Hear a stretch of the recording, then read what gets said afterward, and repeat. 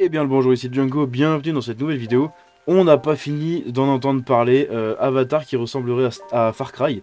Alors c'est pas un secret, hein, ça se voit dans la présentation qu'il y a eu, ça sent le Far Cry dans trois quarts des situations. Mais moi je m'en fous, parce que du coup, en fait, Avatar ressemble énormément à Far Cry Primal. Déjà c'est des tribus, vous vous battez avec un arc, vous récoltez des plantes et tout dans un monde sauvage. Et moi, Far Cry Primal, pardon, c'est mon Far Cry préféré. C'est celui que j'ai le plus adoré faire et platiner. Il était tellement bien. Il y en a beaucoup qui ne l'aiment pas, qui s'en battent les steaks. C'est pas le plus gros succès des Far Cry. Mais alors, mais qu'est-ce qu'il était bien. Franchement, c'est mon Far Cry préféré. Je l'ai adoré. Et du coup, bah, Avatar semble s'en inspirer énormément sur le fond. Et du coup, c'est très intéressant. Moi, ça me plaît.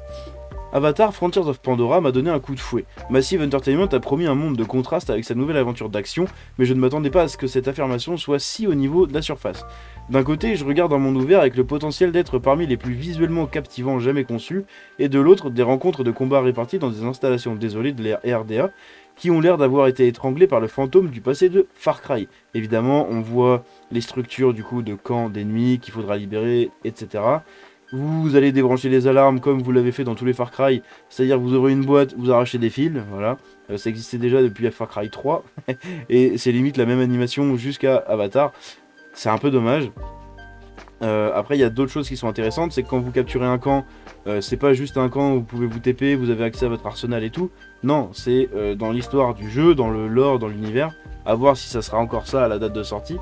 Mais pour l'instant c'est annoncé comme ça, où en gros vous allez capturer un camp, et c'est la nature progressivement qui va reprendre ses droits sur le camp. A voir comment ça va être implémenté, mais si c'est le cas c'est vraiment très très intéressant. Je suis déçu de découvrir qu'Avatar Frontiers of Pandora est en fait un jeu de tir à la première personne dans l'âme. C'est vrai que moi j'aurais préféré un jeu à la troisième personne, mais pour plus d'immersion, la première personne c'est très bien. En plus c'est un mix première-troisième personne, un peu à la cyberpunk, hein. Vous êtes en première personne quand vous jouez les trois quarts du temps, mais quand vous êtes dans un véhicule par exemple, et ben du coup vous avez une troisième personne, et ça c'est assez cool. Avatar présente l'un des mondes les plus merveilleux de la culture populaire, donc de la pop culture, et notre principale attache à celui-ci semble être à travers un manigral de fusils d'assaut, de fusils de chasse et de lance-roquettes.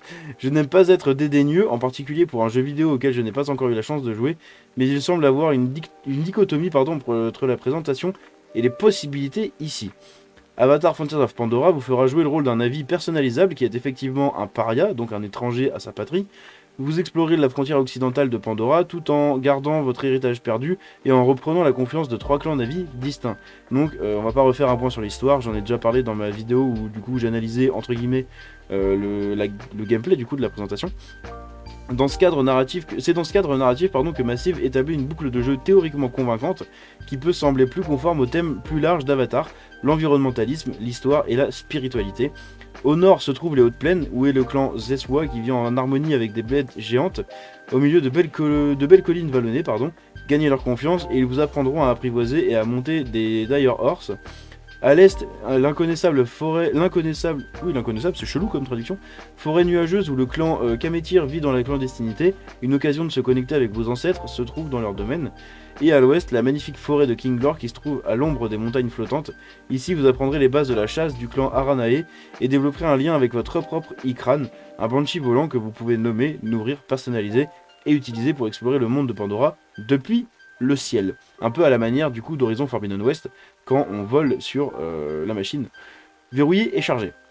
C'est une base convaincante qui n'a pas nécessairement besoin de tomber dans l'archétype Far Cry et Just Cause du contrôle de la région. Glisser à travers des dalles de boue ternes tout en serrant les tirs contre les soldats de la RDA attachés dans des combinaisons, donc les AMP c'est les exosquelettes, les robots. Infiltrer les centres de contrôle pour retirer les fils des boîtes lumineuses, faites exploser les réservoirs de carburant jusqu'à ce que l'installation soit rendue inutilisable.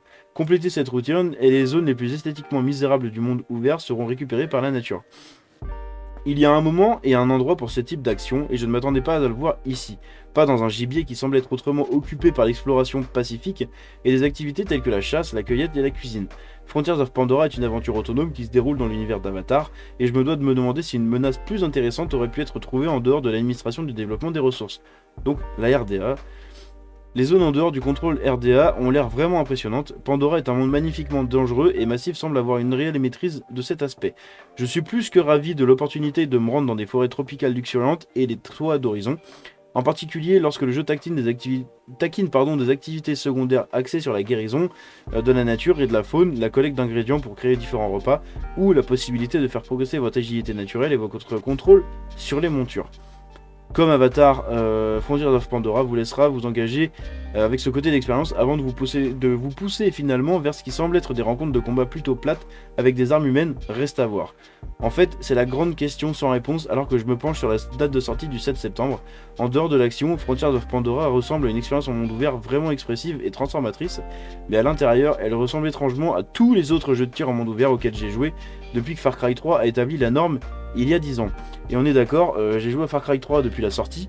J'ai fait quasiment tous les Far Cry, sauf le 6 du coup, et le 5 que j'ai pas eu le temps de finir. Et en fait, on voit vraiment la sauce Far Cry.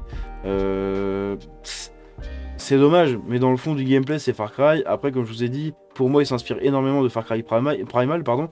Déjà, de par son aspect un peu plus sauvage, et pas des villes, des routes, des voitures. C'est vraiment très sauvage. Puis vous avez du coup l'aspect exploration qui est vachement différent. Enfin, il y a énormément de choses de Far Cry, d'autres choses un peu moins. C'est très très intéressant. Bref, j'espère que cette petite vidéo vous a plu. Si c'est le cas, vous pouvez la liker et vous abonner en activant la cloche. Je vous dis à la prochaine. C'était Django. Ciao.